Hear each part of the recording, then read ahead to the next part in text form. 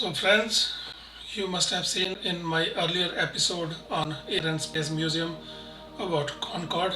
Concorde was first supersonic airliner that flew thousands of passengers at twice the speed of sound for over 25 years. It was built in collaboration with France and Britain, and it had a capacity of up to 100 passengers to fly, and it was very expensive to fly. Hello friends, welcome back to my YouTube channel Finding Happiness in Small Things. I hope you guys are doing well. I am well too. In this video I'm going to show you the greatest of all the aircrafts called Blackbird. That was the fastest jet propelled that was ever built, and I'm going to show you the fighter jets that are in service and retired, but from past 40 to 50 years. If you are new here, I would request you to subscribe the channel. If you have already subscribed, a big thank you to you. So if you subscribe it, please hit the bell icon and click on all options so that my future videos come to you directly on your YouTube and you get alert as well. So this video is going to be very interesting. It's going to show you the greatest of all aircrafts. Lockheed SR-71A, which is also called as Blackbird. It was no reconnaissance aircraft in history had operated globally in more hostile airspace or with such complete impunity than SR-71. This was the world's fastest jet-propelled aircraft. Blackbird's performance achievement placed it in the pinnacle of aviation technology. During the Cold War era, Blackbird accrued about 2,800 hours of flight time during 24 years of active service in US Air Force. During last flight in 1990, made a record of 1 hour 4 minutes from LA to Washington DC with average speed of 3,418 km per hour. Total 2,124 miles.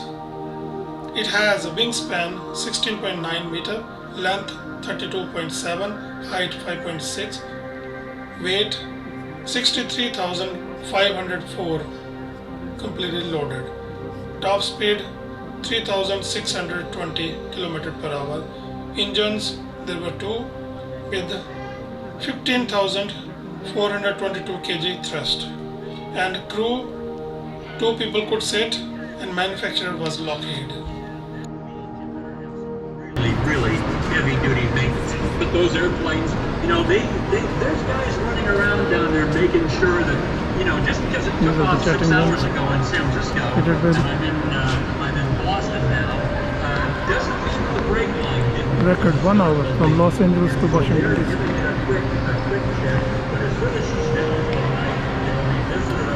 It's the main attraction of this museum.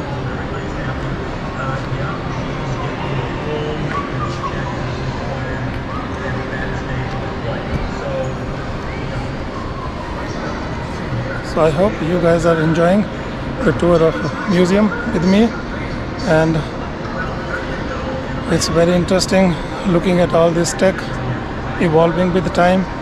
And if we talk about today's world, it's a lot of new development happened, and whatever you're seeing, it may be half of that whatever you're seeing today.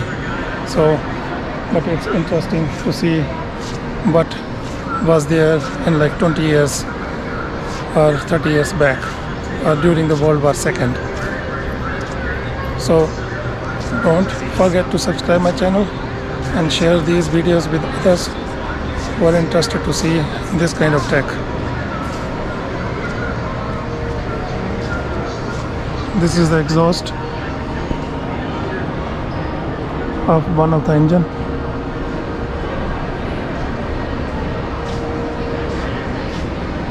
You could see the fire coming out of this. and this is the under and behind.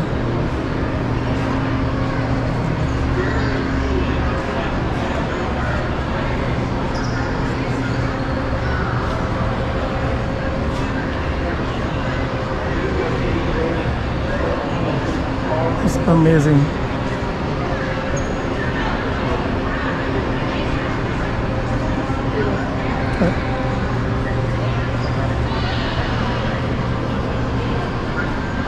I have given you 360-degree view of Blackbird, the fastest aircraft.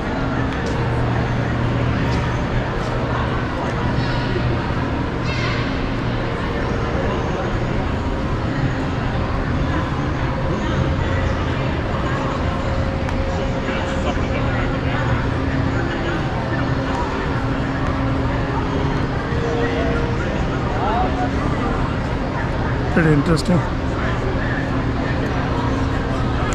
Now we are coming to the fighter sections of this museum. So I will be showing you the fighters from earlier age to the newest age, latest one. So be with me. Let's go.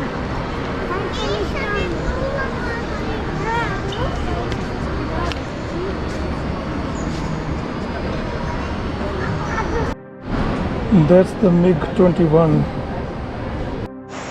MiG 21. That was Soviet Union's first modern jet fighter that was put into service 1960. It was second generation jet fighter.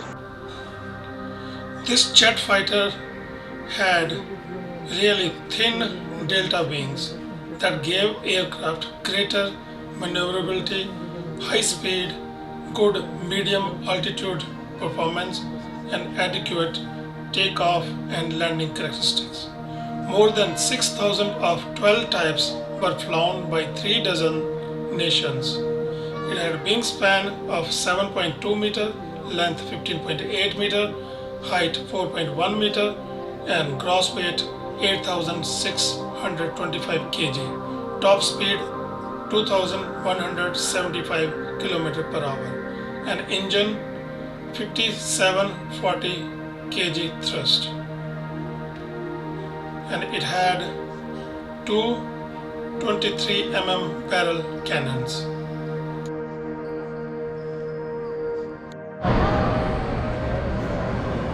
You are looking at Predator, which is a General Atomic MQ-1L Predator. That was first aircraft that was remotely controlled and could fly in the air for long period of time. This was used as reconnaissance and for strike missions. This could stay airborne for 24 hours, and it had satellite data link and allows the pilot to control from other side of globe. It has infrared high-resolution cameras used to monitor activity on ground for hours at a time. It could strike target precisely with Hellfire missiles, leave little widespread damage. It was first to go into combat in Afghanistan in response to September 11 attack. It has a wingspan of 14.8 meter, length 8.2 meter, height 2.1 meter, and total weight of 1020 kg. It has engine 101 horsepower and 2 crew sitting on ground could control remotely. Manufactured by General Atomics.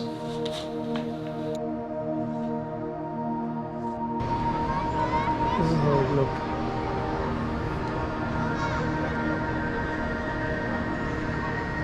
This is Predator, remotely controlled aircraft carrying Hellfire missiles.